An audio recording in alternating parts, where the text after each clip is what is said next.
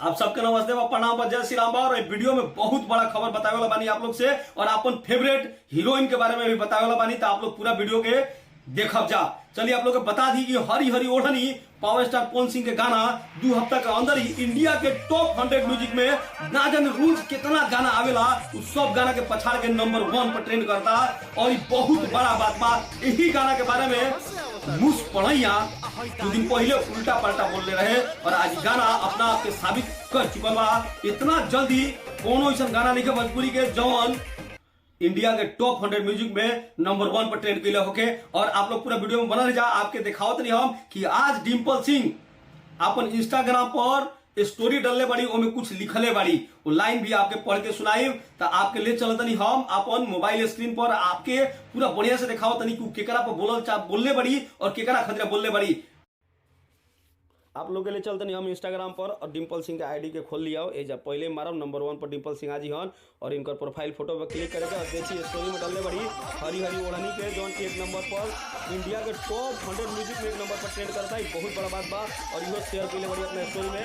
बाकी आगे देख लिया हो भैया बोल रहे पावर दूसर के कहाँ से लाई रहे करा भी शेयर के लिए बड़ी।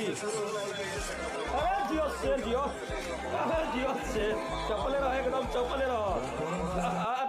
आप लोग को बता दी कि भोजपुरी में पावर स्टार पवन सिंह के सबसे बड़ा फैन डिम्पल सिंह भी है। और आगे आपको बताई बहुत कि हमारा फेवरेट भोजपुरी के हीरोइन कौन है। आप लोग देखत रहिएगा वीडियो को पूरा।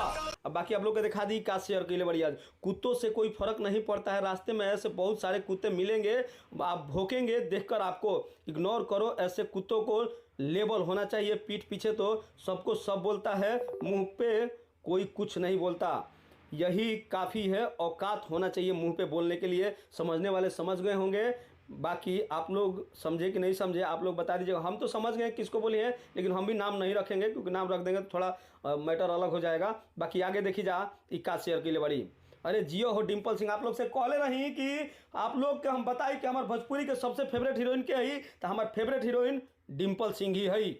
और आगे एक जगह और लिखले बड़े कुछ लतखोर होला सो जौन बिना लात के बात ना माने सो, मुंह पे बोले के तो औकात बा ना, पीठ पूछे खाली बोली सो। क्या बोलती है पब्लिक? अरे तारा के फुल सपोर्ट बा डिम्पल सिंह, तारा के फुल सपोर्ट बा, तारा के पावर स्टार पवन सिंह के टॉप फैन बहुत माने वालों। बाकी वह शेयर करके सेलिब्रेट कर बड़ी गाना जौन हरी हरी बा नंबर 1 पर जौन म्यूजिक पर ट्रेंड करा था। और पवन सिंह के हर गाना पर रील बनाने वाली डिम्पल सिंह भाई। और आप लोग भी रील नहीं बनेंगे तो जाके गाना पर रील बनाई जा, और हमारा कमेंट बॉक्स में जरूर बताई जा कि आप लोग के वीडियो कैसा लागल बाटे। और बाकी बड़का बिहारी के सब्सक्राइब नहीं कैले तो भोजपुरी के बाद भोजपुरी में करे वाला ये भोजपुरी के बेटा के चैनल सब्सक्राइब करके आप लोग जुड़ जाई जा। बाकी आपके वीडियो कैसा लागल लाइक जरूर कर दे जा, आ खराब लागल होई तो डिसलाइक भी जरूर कर दे जा।